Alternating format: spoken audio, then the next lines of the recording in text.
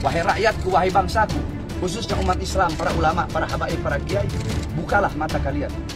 Bahwasanya teruslah berjuang untuk menyampaikan kebenaran, untuk menyampaikan keadilan. Keluarga Habib Bahar bahwasanya memang benar Habib Bahar tadi malam ditahan dengan kasus yang dalam tanda kutip kita kaget juga sebagai keluarga, ya.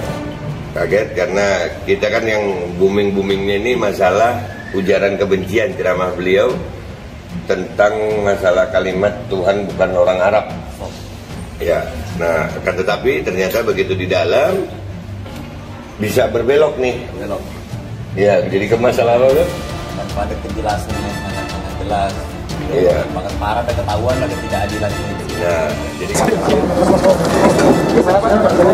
ketidakadilan hukum dari Jokowi, tunggu saya keluar dan akan dia rasakan pedasnya lidah. Hal-hal yang berkaitan dengan pelanggaran hukum adalah ditangani sepenuhnya oleh aparat penegak hukum tentunya, ya. Jadi Presiden dalam konteks ini sama sekali tidak intervensi, tidak ikut campur dan seterusnya atas proses hukum yang dijalani oleh Saudara Smith itu.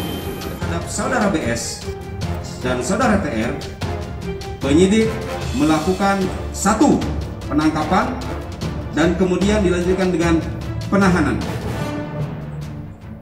Berdasarkan tentunya alasan-alasan subjektif dan objektif. Andaikan jikalau nanti saya ditahan, jikalau nanti saya tidak keluar dari ruangan atau saya di penjara, maka sedikit saya sampaikan bahwasanya berarti ini adalah bentuk bahwasanya keadilan dan demokrasi sudah mati di negara kesatuan Republik Indonesia.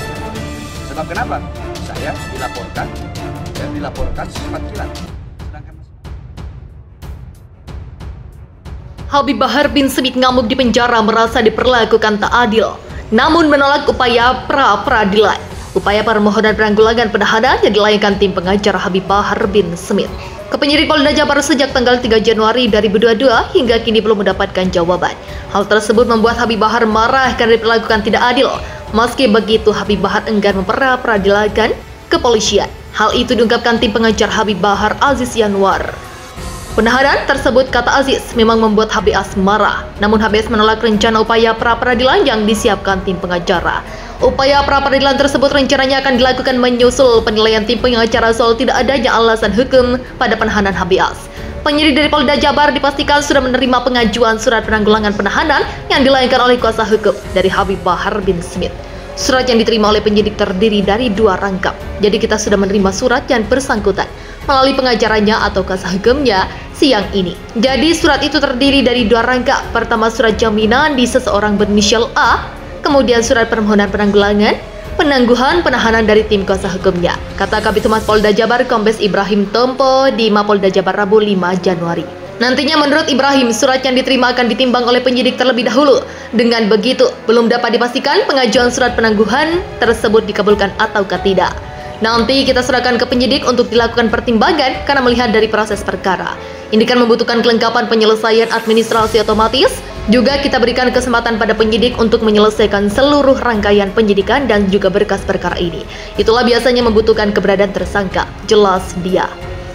Dari pertimbangannya selalu kembali kepada penyidik tentang kebutuhan tersangka tersebut. Apakah penyidik masih membutuhkan tersangka atau bagaimana nanti akan kembali ke pertimbangan penyidik nantinya. Pungkas dia.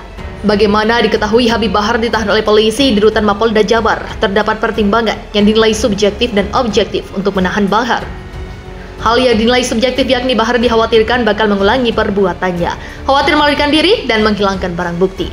Kemudian hal yang dinilai objektif yakni ancaman atas pasal yang dikenakan di atas 5 tahun kurungan. Selain Bahar, dalam kasus itu diketahui ada seorang tersangka lainnya berinisial TR yang berperan mengunggah konten ceramah Bahar ke YouTube. Bahar disangkakan pasal 14 ayat 1 dan 2 Undang-Undang Nomor 1 Tahun 1946 tentang peraturan hukum pidana junto pasal 55 KUHP dan atau pasal 15 Undang-Undang Nomor 1 Tahun 1946 tentang Peraturan Hukum Pidana Junko, Pasal 55 KUHP dan atau Pasal 28 Ayat 2 Junko, 45A Undang-Undang ITE Junko, Pasal 55 KUHP. Penahanan Habib Bahar bin Smith usai ditetapkan sebagai tersangka sempat menjadi perhatian kuasa hukum karena dianggap terburu-buru. Namun Karopenmas Divisi Humas Polri Brigjen Pol Ahmad Ramadan memastikan proses hukum berjalan sesuai prosedur, mulai dari pemeriksaan saksi hingga adanya alat bukti yang cukup untuk penetapan tersangka.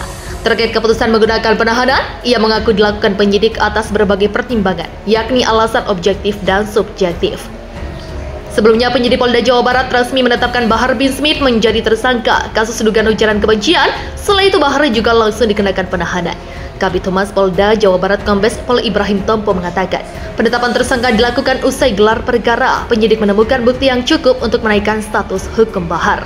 Bahar bin Smith dijerat dugaan tindak pidana menyebarkan informasi yang ditunjukkan untuk menimbulkan rasa kebencian dan atau permusuhan individu dan atau kelompok berdasarkan sara, sebagaimana yang dimaksud dalam Pasal 28 Ayat 2 J Pasal 45A Ayat 2 Undang-Undang RI Nomor 19 Tahun 2016 tentang perubahan atas Undang-Undang RI Nomor 11 Tahun 2008 tentang informasi dan transaksi elektronik dan atau Pasal 14 dan Pasal 15 Undang-Undang RI Nomor 1 Tahun 1946 tentang Peraturan Hukum Pidana.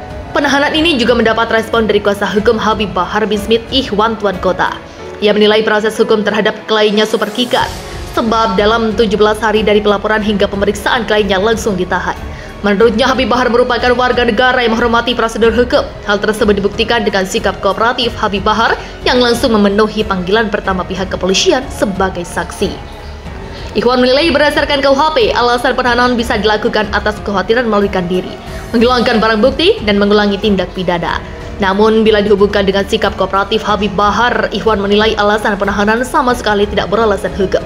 Proses hukum seperkilat yang hanya membutuhkan waktu 17 hari saja dari pelaporan hingga pemeriksaan yang berujung penahanan mengindikasikan matinya asas kesamaan di hadapan hukum bila dibandingkan proses penegakan hukum yang dilakukan terhadap para penista agama yang berada di lingkungan kekuasaan yang hingga saat ini belum tersentuh hukum, ujar Ikhwan dalam keterangan yang diterima Metropolitan.id Selasa 4 Desember. Panglima TNI harus perintahkan Jenderal Dudung damai dengan Habib Bahar, militer kembali ke Barat. Panglima TNI Jenderal Andika Perkasa diharapkan segera memerintahkan KSAD Jenderal Dudung Abdurrahman untuk berdamai dengan rakyat biasa seperti Habib Bahar bin Smith yang belakangan ramai diperbincangkan. Sebab perseteruan antara Bahar bin Smith dan Dudung Abdurrahman sangat tidak etis lantaran timbul kesan TNI versus rakyat. Jadi lantas menyinggung insiden Bahar bin Smith yang didatangi perwira tinggi TNI beberapa waktu lalu hingga penetapan Bahar sebagai tersangka dinilai berlebihan. TNI yang bertugas menjaga pertahanan nasional sangat tidak etis, turun langsung berurusan dengan masyarakat sipil. Untuk itu, pengamat politik jebolan UIN, Syarif Hidayatullah, Jakarta ini berharap Panglima TNI turun tangan memerintahkan Jenderal Dudung untuk berdamai dengan rakyat, dalam hal ini Bahar bin Smith. Panglima TNI perlu mengembalikan militer ke Barat, menjaga stabilitas dan perdamaian internal sesama anak bangsa. Tidak saja menegur Dudung, tetapi termasuk yang mendatangi Bahar Smith ke kediaman karena itu menurunkan martabat serta wibawa militer. Begitulah tandasnya. Belakangan muncul isu adanya peran Kepala Staf Angkatan Darat Jenderal Dudung Abdurrahman di balik kasus yang menimpa Habib Bahar bin Smith. Hal itu disampaikan oleh pegiat media sosial Edi Mulyadi yang menilai bahwa polemik pondok pesantren Habib Bahar yang didatangi oleh segerombolan prajurit TNI termasuk Brigjen Ahmad Fauzi merupakan sebuah pelanggaran. Menurut Edi Mulyadi, baik dari segi aturan maupun hukum, tak ada yang memuat legitimasi soal seorang jenderal TNI membawa sebuah pesan ke sebuah pondok pesantren. Dia mengklaim teman-temannya yang merupakan praktisi hukum juga mengaku heran dengan tindakan petinggi TNI yang justru mengurusi masalah di luar ranahnya. Andika Perkasa diminta segera menanggapi kasus ini dengan serius. Edi Mulyadi lantas mengingatkan agar Panglima TNI Jenderal Andika Perkasa segera turun tangan mengatasi masalah yang terjadi. Minimal orang nomor 1 di TNI itu memberikan teguran. Habib Bahar bin Smith tersandung kasus ujaran kebencian. Ini Mas Andika Perkasa, Panglima TNI, please deh, kasih teguran lah minimal, kata Edi Mulyadi.